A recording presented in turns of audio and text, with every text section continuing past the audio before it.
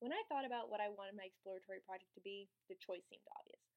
Limitation has not only been something that I've always enjoyed studying, but is something that has affected me my entire life. The most prominent limitations being that I have anxiety disorder and a learning disability. They prevented me from being able to express myself well in front of others, and in turn made it hard to make friends. So instead of failing again, I turned myself to my writing to feel connections. I love writing and it makes me feel like a complete person.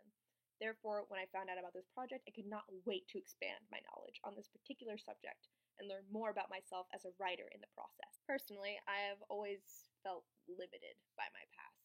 The person I was before, I was able to control my anxiety. So when I started reading Toni Morrison's Beloved, the concept of rememory really resonated with me. The idea of stopping yourself from revisiting the past because it would open up old wounds and send you back into the feelings of being enslaved by this greater force. Remembering meant being sucked back up. However, it also meant relief and closure from terrible memories. Sharing meant that people would try and help me. In Borges' short story, The Circular Ruins, Borges concludes by saying, with relief, with humiliation, with terror, he understood that he also was an illusion, that someone else was dreaming him. Here, Borges introduces the complex idea that I want to explore in this final video chapter, that with trauma, there also comes opportunity and relief. Limitation is trauma, and if we fight our limitations by understanding them and coming to terms with our demons, we will find relief, not only in ourselves, but others as well.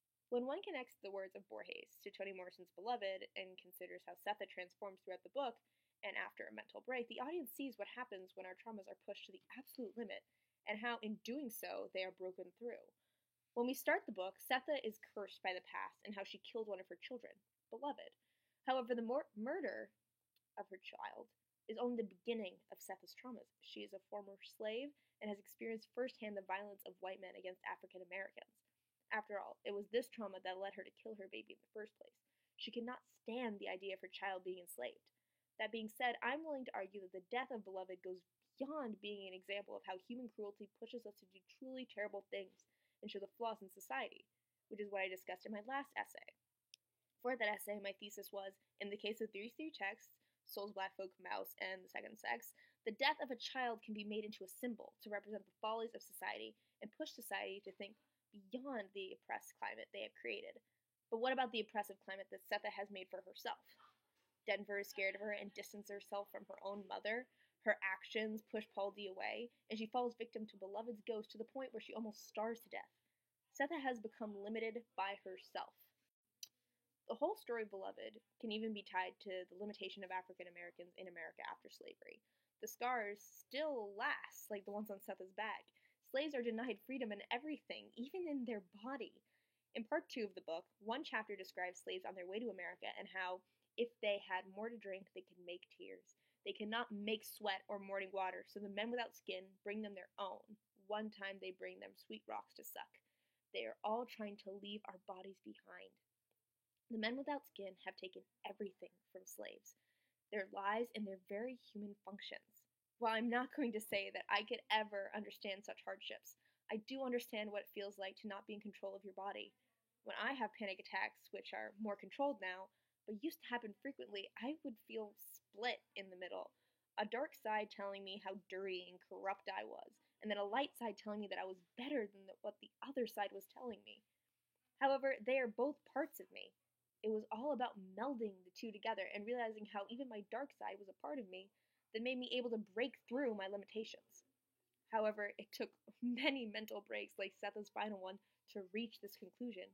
In my trauma, I found relief, like Borges expressed.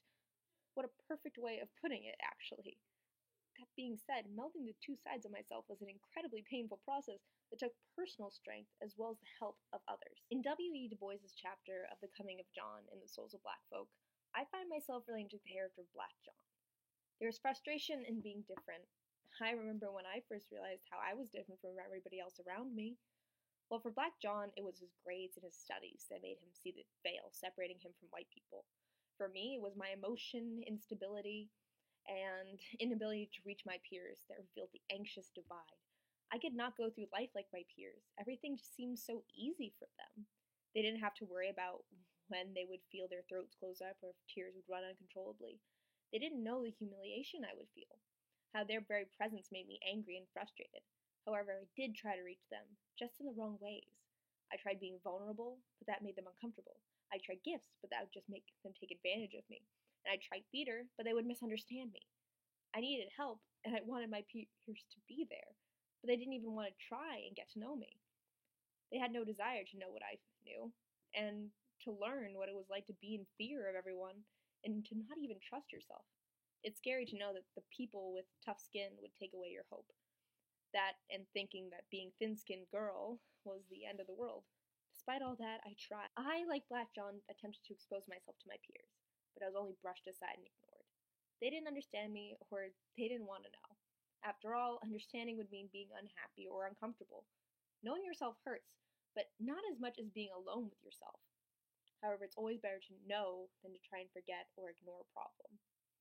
Even if it means doing it alone. Who knows, maybe your demons will appear right in front of you or hurt somebody you love. They did for Setha, they did for Black John. Those humans made them act out in violence. While Setha was lucky enough to be stopped by Denver before she killed Mr. Baldwin, Black John kills White John and becomes a murderer. I was lucky like Setha. I had my parents, close friends, and therapy, but I still needed to face myself. At some point, we must confront ourselves and our past. For me, I had to address who I was, even if I did not always love it. I became my own best thing, my own rock. This illusion I had of myself was only who I imagined others saw me. What really matters is how I see myself. It is embarrassing and it's terrifying to realize the power you have over yourself, but it is a relief. It gives you a way out, a way to be liberated. This is who I am. A woman with darkness, but a light that always shows her the way out. I am limitless.